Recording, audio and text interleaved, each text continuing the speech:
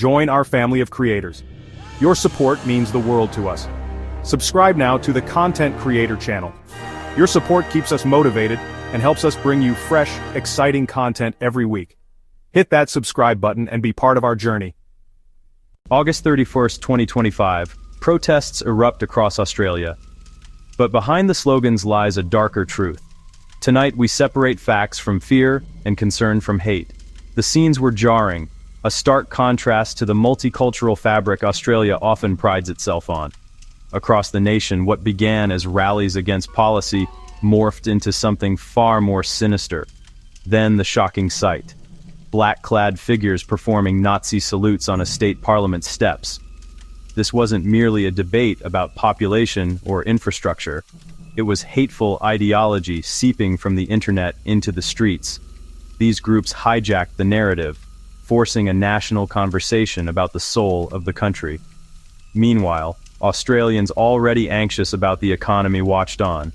The visual language was designed to shock and polarize. Nationalist symbols fluttered. So did Australian flags. Claims about migration were overshadowed by blatant displays of racism and historical ignorance. The question shifted. Who was steering the conversation, and why? Confrontations turned physical, not just ideological. In Melbourne, peaceful demonstrators faced counter-protesters. In Sydney, police struggled to hold the divide. These clashes revealed a painful schism over identity, security, and cohesion. Yet communities rallied too, rejecting extremism and standing for a tolerant, democratic Australia. To grasp these protests, look beyond the crowds, toward the architects of anger. This wasn't spontaneous. It was meticulously planned and promoted. A prominent activist leveraged platforms to mobilize supporters at scale. Slick videos and inflammatory posts tapped into public frustration. Event pages converted online rhetoric into bodies on the street. The pitch framed a battle. Ordinary Australians versus a so-called globalist elite. Echo chambers on Telegram, Facebook, and X amplified unchallenged narratives. Coordinated same-day rallies created an illusion of unstoppable momentum. Messaging zeroed in on anxieties, housing, hospitals, and schools. They built community, sharing purpose, symbols, and solidarity. Far-right commentators and minor parties lent a veneer of political legitimacy. Repetition normalized fringe positions, dragging them into mainstream debate. Funding pipelines, merch sales, and travel coordination powered the machine. Uniform visuals ensured control of the message nationwide. A symbiosis between organizers and political actors supercharged reach and impact. This was no mirror of public opinion. It was an orchestrated campaign with a clear agenda. Perhaps the most disturbing element was the undisguised presence of neo-Nazi groups. Members of the National Socialist Network arrived in uniform black. Salutes, blurred but unmistakable, on the steps of Victoria's Parliament. A watershed moment broadcast across the nation. Encrypted channels promoted rallies as prime recruitment opportunities. They cloaked racism as an economic response to cost-of-living pressures. Entryism. Insert extremists into mainstream protests to radicalize and shift discourse. Visibility tested public boundaries and normalized their presence. When mainstream rhetoric echoes extreme language, migrant flood, invasion, it provides cover. Emboldened, groups displayed symbols openly, sensing a shifting climate. Communities and law enforcement responded with revulsion and concern. Renewed calls followed to outlaw hate symbols and prescribe extremist organizations. This ideology isn't history, it's organizing here and now.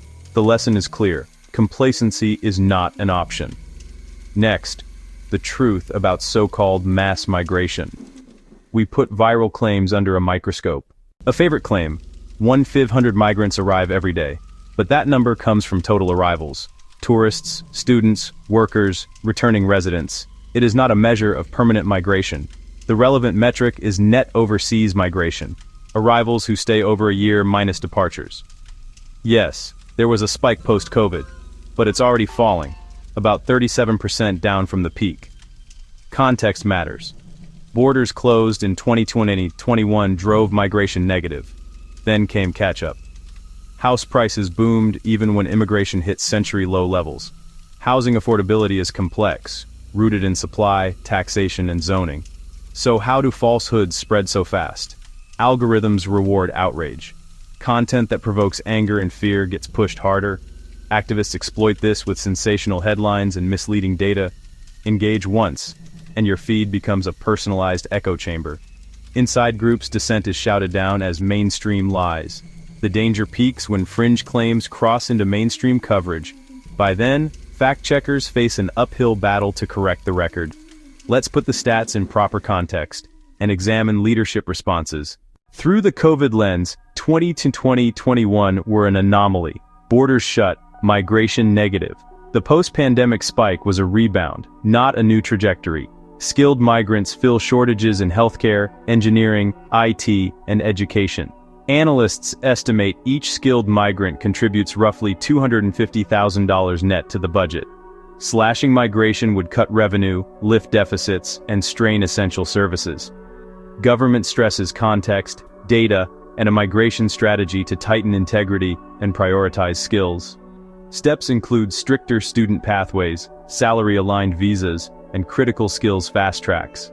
Opposition pushes a harder line, linking migration to housing and services, promising cuts. Two strategies: nuance and management versus blunt, resonant slogans. As the dust settles, we must separate valid concerns from extremist agendas. Cost of living, housing, and services are real, urgent issues. But migrants aren't a monolith. They're neighbors, families, and frontline professionals. Step out of echo chambers, engage with data, context, and credible sources. Push for better planning, more housing, and infrastructure, without scapegoating. Australia's future depends on empathy, reason, and facts,